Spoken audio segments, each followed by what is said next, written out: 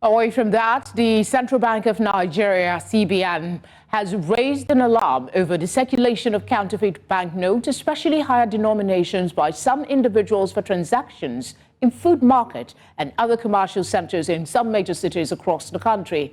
This disclosure is contained in a press statement issued by CBN's Acting Director for Corporate Communications, Mrs. Hakama Sidi Ali, today. Sidi Ali, in a statement, warned that it is a punishable offence by a term of imprisonment of not less than 5 years for any person to falsify or counterfeit any banknote or coin issued by the CBN. The Apex Bank said that it is in constant collaboration with relevant security and financial agencies to confiscate these fake notes, as well as arrest and prosecute the culprits. To discuss the implications, we're joined by Fred Nzeako. He is an economist and a lawyer. Thank you very much for joining us on Nigeria Tonight. What are the potential economic impacts of the circulation of counterfeit banknotes, especially in higher denomination, on the economy, and how might this affect consumer confidence and spending patterns? It is a very terrible thing to fake the currency of any country, Naira inclusive, because of the impacts it will have on economic management, both at the macroeconomic level and at the microeconomic level, and the impact it will have in monetary policy programs of the government. Faking of the currency will obviously affect the inflationary trend because it will not allow the central bank or the monetary authorities to be able to determine and know the volume of money in circulation, the actual volume of money in circulation.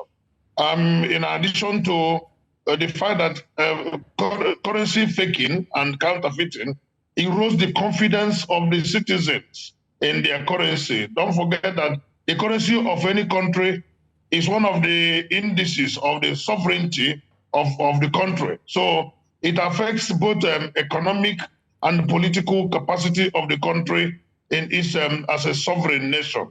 So the implications are vast, and that is why it is a very grievous offense for one to fake the currency of a country. And Section 20 of subsection 4 of the CBN Act of 2007 stipulates punishment for counterfeiters of a minimum of 5 years imprisonment for counterfeiting Nigerian currency. So it is a very terrible thing, and it is good that CBN has called the attention of Nigerians to this fact, so that Nigerians should be on the watch out and help the CBN in information and in action, so that the fake currency can be mopped up and removed from the circulation. Could you assess the effectiveness of the measures taken by the CBN? They say they are collaborating with security and financial agencies to curb the circulation of counterfeit banknotes. And would you say these measures are adequate, or should additional strategies be considered? The first and foremost primary measure the CBN should take, and which they have taken, is public awareness. Let the public know that there is fake currency in the system, so that the public will become more aware. So it is important that the CBN ramps up this awareness and works in tandem with the commercial banks and other financial institutions to inform the people and give them an idea of what the fake currency looks like. The challenge we have is that because we have the scarcity of currency, people are now desperate to have a touch, the physical touch of the currency. So CBN will have to relax the excruciating crunch in currency circulation, such that it will help the public to be able to decipher the fake from the original. And it's also important that the CBN should make every effort to withdraw this currency in circulation, and most importantly, work with security agencies to punish the peddlers of this fake currency, because the peddlers of fake currency in every country are not small fries. There are many big boys, and some of them work in tandem with bank officials. There are situations where the bank officials themselves, the unscrupulous bank officials, collaborate with the peddlers to inject the fake currency and mix it up with the original ones and confuse the public. So the CBN should bear its fang and ensure that anybody who is caught in this act is given massive punishment. But are there any mechanism? What you just highlighted is quite worrisome. Are there any mechanism to fish out these individuals in the banks?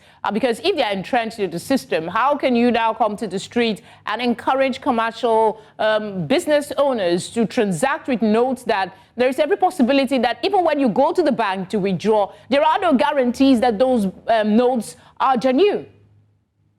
Yeah, that is the major problem, because the peddlers work in cahoots with unscrupulous bank officials, and they mix up the fake currency with the original one, especially if the fake is very closely related to the original ones. But CBN will have to ensure that the public know the watermarks and characteristics that will differentiate the fake from the original, such that it will make it a little more difficult for the peddlers to infuse the fake currency into the banking system.